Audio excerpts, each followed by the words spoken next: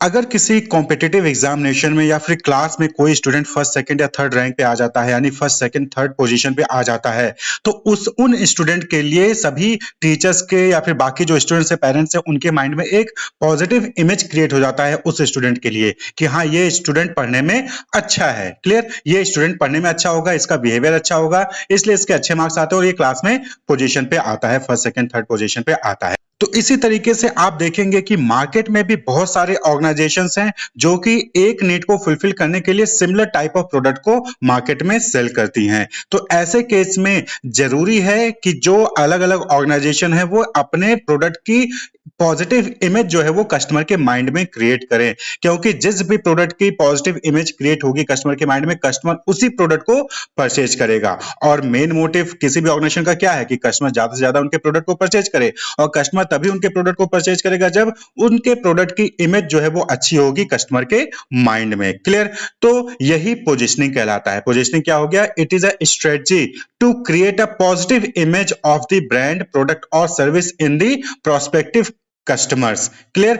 जैसे कि वॉलमार्ट का आप एग्जांपल देखें तो वॉलमार्ट अपने आप को किस तरीके से पोजीशन करती है कि एवरीडे लो प्राइसेस, यानी कि जब भी वॉलमार्ट में कोई भी कस्टमर प्रोडक्ट को परचेज करने जाएगा तो उसको मार्केट में उसके कॉम्पिटिटर से सस्ता ही प्रोडक्ट वहां पर मिलेगा। एवरीडे लो प्राइसेस, हर दिन आपको कम जो है वहां पर प्राइस में प्रोडक्ट परचेज करने को मिलेगा।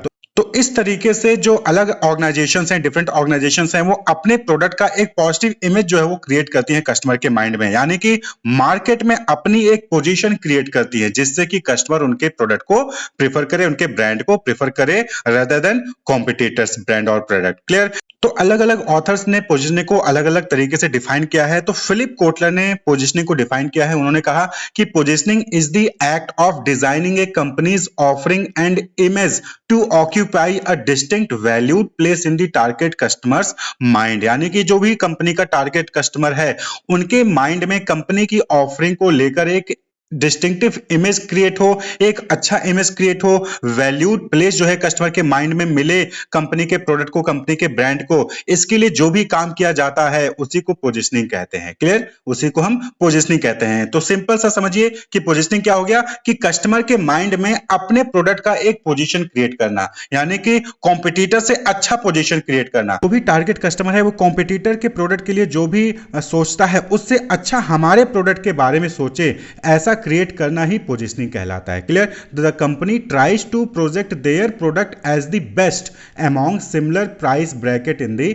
मार्केट। तो पोजीशनिंग में क्या होता है कि जो कंपनी है वो अपने प्रोडक्ट को बेस्ट जो है वो प्रोजेक्ट करना चाहती है कस्टमर के माइंड में, यानी कि सेम प्राइस ब्रैकेट में सेम नीड को फुलफिल करने के लिए जो भी कॉम्पिटिटर प्रोडक्ट प्रोवाइड कर रहे हैं उनसे अच्छा प्रोडक्ट मेरा है, ऐसा इमेज क्रिएट करना होता है कस्टमर के माइंड में। तो इसी को हम पोजीशनिंग कहते हैं। तो it is the last part of the market selection. Market selection में क्या होता है? सेगमेंटेशन पहले होता है, देन टारगेटिंग होता है एंड देन पोजीशनिंग होता है। STP, segmentation, targeting, positioning. तो पोजीशनिंग क्या है? लास्ट स्टेप होता है, कह लीजिए लास्ट पार्ट है मार्केट सिलेक्शन का। क्लियर? तो positioning is the strategic process of defining how a brand, product और service is perceived in the mind of customer relative to competitors. Clear? जैसे ब्लिंकिट का भी एग्जांपल लीजिए, तो ब्लिंकिट अपने आप को किस तरीके से जो है पोजीशन करती है कस्टमर के माइंड में कि आपको जो भी ग्रोसरीज की रिक्वायरमेंट है आप घर बैठे उसको 10 से 12 मिनट में, 10 से 20 मिनट में आप जो है वो पा सकते हैं। तो Blinkit is positioned as India's leading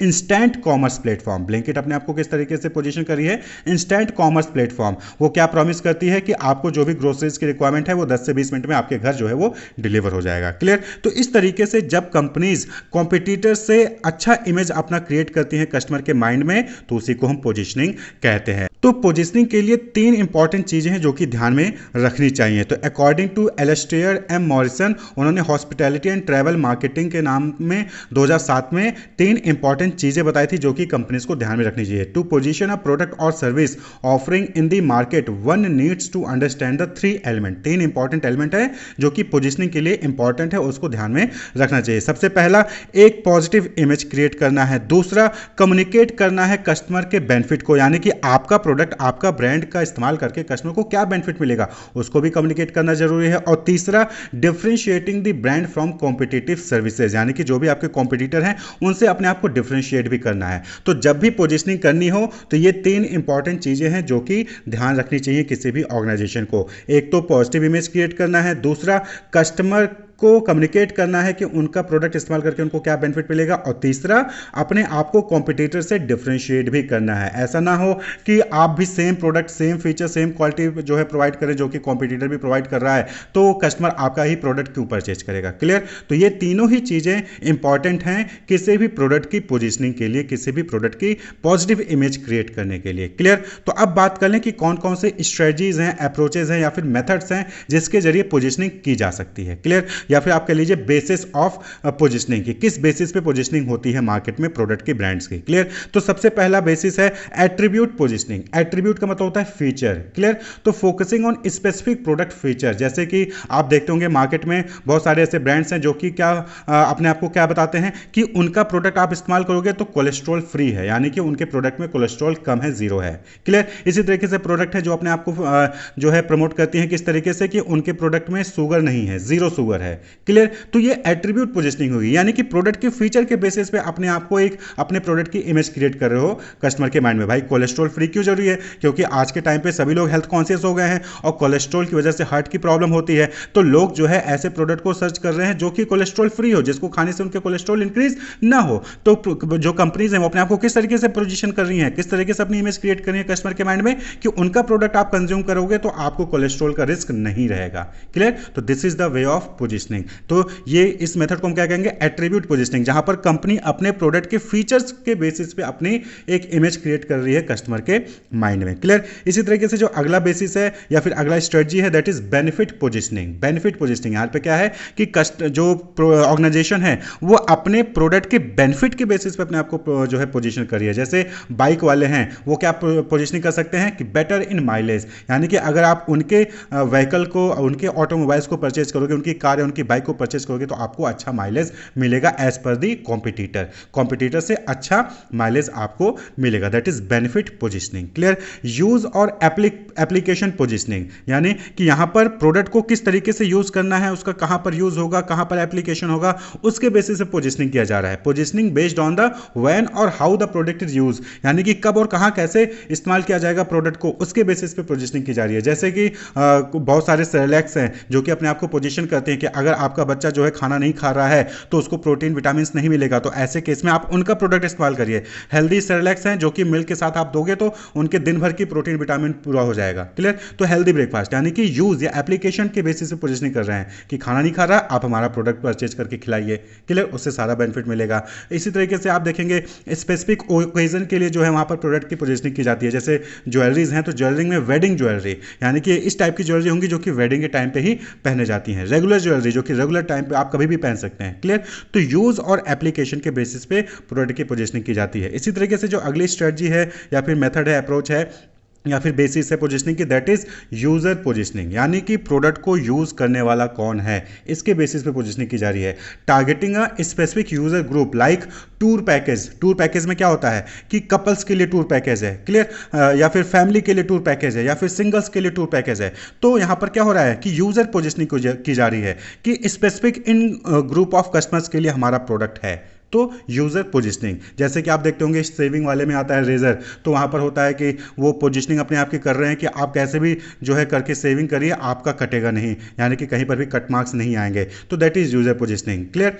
तो इस तरीके से जो है जो ब्रांड्स हैं, ऑर्गेनाइजेशन है, वो अपने ब्रांड्स की, अपने प्रोडक्ट की पोजीशनिंग करते हैं। इसी तरीके से अगला है कॉम्पिटिटर पोजीशनिंग। कॉम्पिटिटर पोजीशनिंग नाम से ही क्लियर है कि यहां पर क्या हो रहा है कि यहां पर जो कंपनीज हैं अपने प्रोडक्ट को डिफरेंशिएट करती हैं कॉम्पिटिटर से, claiming superiority over a direct competitor, यानी कि जो भी डायरेक्ट कॉम्पिटिटर है कंपनी का, उनसे अपने आप को सुपीरियर क्वालिटी का शो करती हैं। तो positioning a 5 star hotel as a boutique hotel to differentiate it from the other 5 star hotel. भाई मार्केट में कई सारे 5 स्टार होटल हैं, तो आपका 5 स्टार होटल बाकियों से अलग कैसे है? तो आपने क्या कहा कि हमारा जो 5 स्टार होटल है वो बुटीक होटल है, वो बुटीक होटल है। 5 स्टार होटल तो है ही, साथ ही साथ बुटीक होटल भी है। क्लियर? तो आप अपने आप को क्या कर रहे हो, बाकी 5 स्टार होटल से डिफरेंशिएट कर रहे हो। इसी तरीके से आप देखते होंगे सोप और शैम्पूज के और जो है डिटर्जेंट के एड्स आते रहते हैं, जो क्या क्लेम करते हैं कि आप नॉर्मल डिटर्जेंट इस्तेमाल कर रहे हो, कोई दूसरे कम जो है कोई दूसरा डिटर्जेंट इस्तेमाल करो, उससे उतनी सफाई नहीं मिलेगी जितना कि अगर उनके ब्रांड का अगर आप जो है इस्तेमाल करोगे डिटर्जेंट या फिर सोप, तो आपको उससे ज़्यादा सफाई मिलेगी। तो ये कॉम्पिटिटर पोजिशनिंग कहलाता है, जहां पर क्या करती हैं कंपनीज, अपने प्रोडक्ट को बेटर दिखाती हैं then the competitor product. Clear? Next जो है दैट इज प्राइस और क्वालिटी पोजिशनिंग। यहां पर क्या है कि प्राइस के बेसिस पे भी क्वालिटी के बेसिस पे पोजिशनिंग की जाएगी। जैसे कि जो कंपनीज हैं वो अपने आप को शो करती हैं कि उनका प्रोडक्ट बेस्ट वैल्यू है, यानी कि अगर आप उनका प्रोडक्ट परचेज करोगे तो आपको बहुत अच्छी क्वालिटी का जो है प्रोडक्ट या फिर सर्विसेज जो है वहाँ पर वो मिलेगा, प्रीमियम ऑफरिंग। क्लियर? तो चाहे वो प्राइस के बेसिस पे चाहे वो क्वालिटी के बेसिस पे अपने आप को पोजीशन करती हैं। और वहीं पर नेक्स्ट है दैट इज हाइब्रिड। हाइब्रिड करने का मतलब है कि किसी एक के बेसिस पे आपको अपने आपको पोजीशन नहीं करना है, बल्कि आप मल्टीपल जो स्ट्रेटजीज हैं, अप्रोचेज हैं, मेथड हैं, उनका इस्तेमाल करके आप अपने आप को पोजीशन कर सकते हो। क्लियर?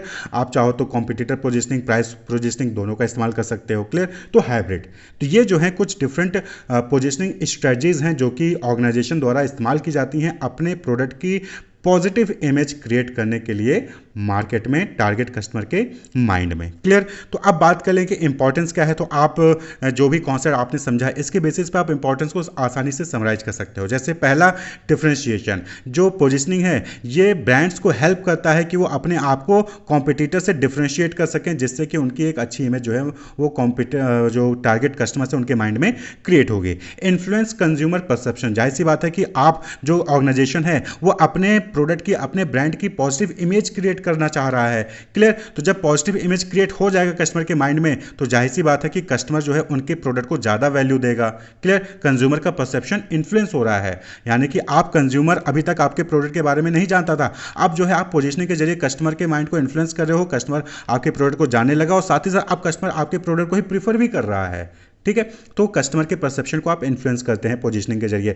Justifies premium pricing. कोई कंपनी है वो ज्यादा प्राइस क्यों चार्ज कर रही है, ये आप जस्टिफाई कर सकते हो थ्रू दी पोजीशनिंग। आप क्या हाईलाइट करोगे कि आप हाईलाइट करोगे कि कॉम्पिटिटर से ज्यादा बेनिफिट हमारे प्रोडक्ट में है, हम ज्यादा सुपीरियर वैल्यू प्रोवाइड कर रहे हैं आपको, और इसीलिए जो है हम आपसे ज्यादा प्राइस चार्ज कर रहे हैं। तो प्रीमियम प्राइसिंग को जस्टिफाई कर सकता है थ्रू पोजीशनिंग कंपनी जो है। क्लियर? तो भाई कस्टमर है, जैसे कोई कस्टमर है, अब उसको लग रहा है कि यार एक आइटम है वो दूसरा जो कॉम्पिटिटर है वो 20 रुपए में दे रहा है, और लेकिन वहीं पर वही आइटम जो है कोई दूसरा कंपनी वो 40 रुपए में दे रहा है, तो 40 रुपए में क्यों दे रहा है, मैं 20 रुपए में क्यों ना खरीद लूं।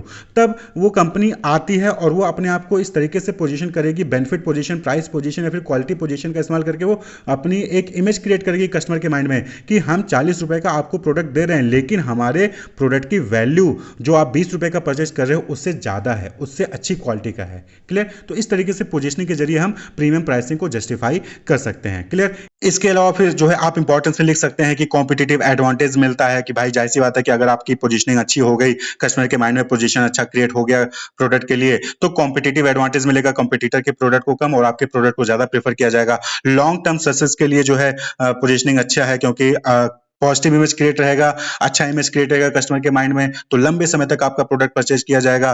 तो इससे जो है कस्टमर जो है वो लॉयल रहेगा, मार्केट ग्रोथ करेगी, तो ऐसे में लंबे समय तक जो बिजनेस है वो ग्रो करेगा और वो जो है सक्सेस को अचीव करेगा। क्लियर? तो ये कुछ इंपॉर्टेंस है पोजीशनिंग के। Wish you all the best, keep watching.